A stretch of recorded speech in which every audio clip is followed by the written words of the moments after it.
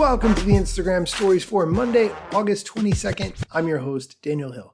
On Mondays, we talk about the Q&A that the head of Instagram shares on his Ask Me Anything, and of course, we're going to dive right into that. The first question I like because it talks about one of the biggest challenges with making reels. What happens when one of your reels blows up? What can you do to replicate that success? It's not guaranteed. Here's the question. How does one of my reels get 1 million views, yet most of my others are below 100,000? Now, first off, the fact that you're getting 100,000 views on a reel, to me, is absolutely great. That's only happened to me a couple of times, and I've been making reels for a while. But the real question, how does one of my reels get so many more views than the other? They're really asking, what can I do to replicate that success? Here's the answer.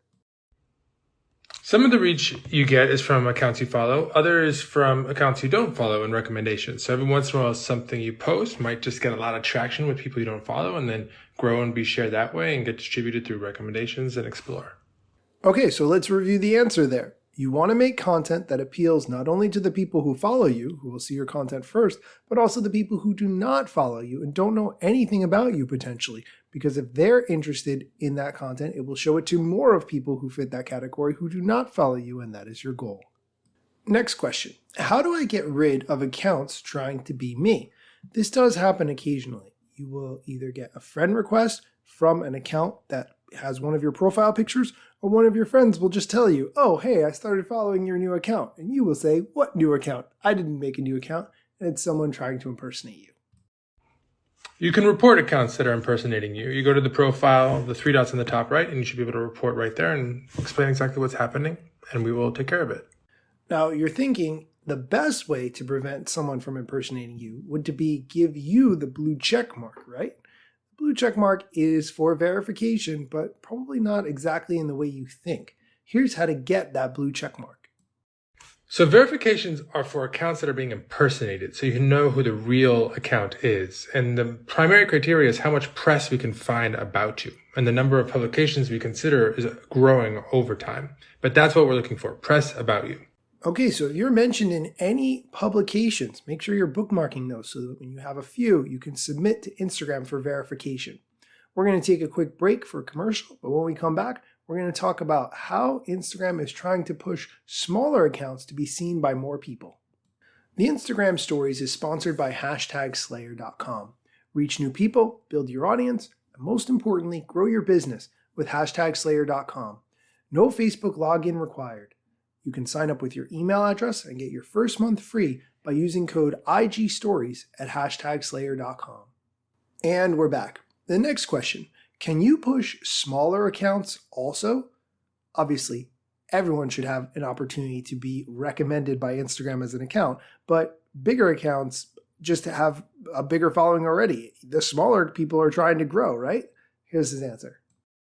Absolutely. This is actually something that we're trying to do with recommendations. Part of the blowback we got a couple of weeks ago is because recommendations were shifting a lot of reach from big creators to small creators, and big creators have a lot more voice. But over time, we do need to grow small creators' reach.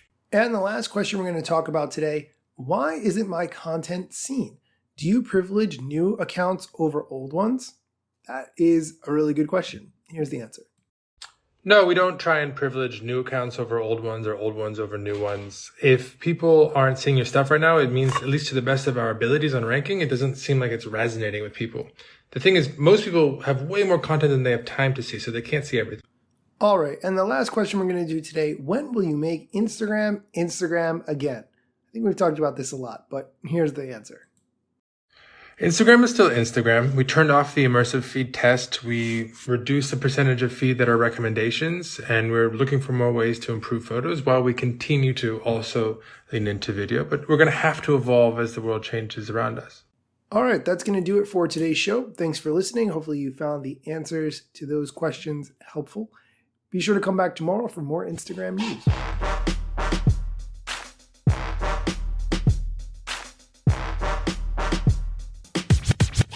I'm not yet a member of the Instagram team, but my podcast covers many Instagram themes. But the name, image, logos are trademarks of Instagram and the LCC in the USA and every territory. Everything I publish independently until Zuck returns my DMs and starts to pay my salary. Not sponsored or endorsed, no lies, no fallacies. I use their logo with permission, not malicious or callously. No trademark violation, filling all criteria. Follow me on Instagram or Twitter at Daniel Hill Media.